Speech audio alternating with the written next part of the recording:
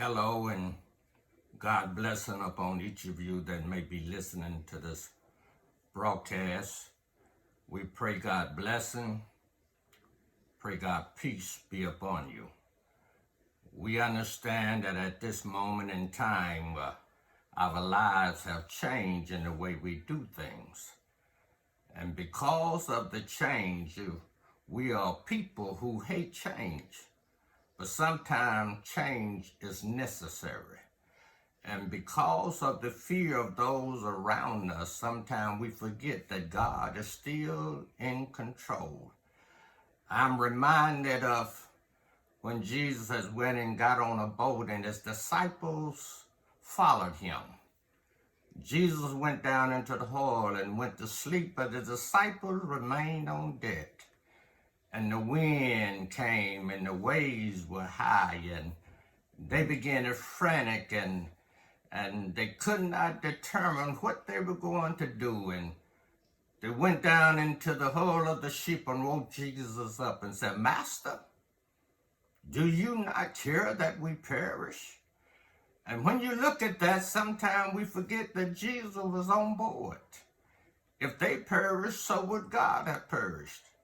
But they allowed fear to take over and they forgot about the one who could do anything but fail.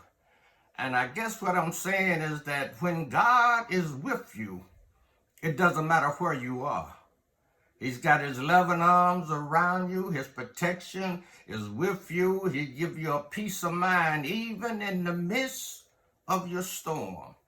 And right now, we're going through a storm, but God is with us. Right now, we are faced with so much uncertainty, but God is with us. And whether you know it or not, he does not have to be on deck, just as long as he's on board. In other words, as long as you have God in your life, you don't have to fret or worry. Because as long as he's with you, his loving arms surround you and his protection is there for you. I'm reminded of a story of a young man that was riding on an airplane and everything changed and they were going through turbulence. The plane was rocking and reeling and up and down and people began to panic, but the little boy sit there and he was reading his book, just a calm and no frantic in his disposition. One little lady went over to him and said, "Son, you got problems?" He said, "No, ma'am." She said, "Don't you feel the turbulence? Are you not afraid? All of us are frantic and panicking, and you just sit here and looking in your book. Why are you not afraid?" And the little boy said, "My father is the pilot, and we've been through many storms before in our lives.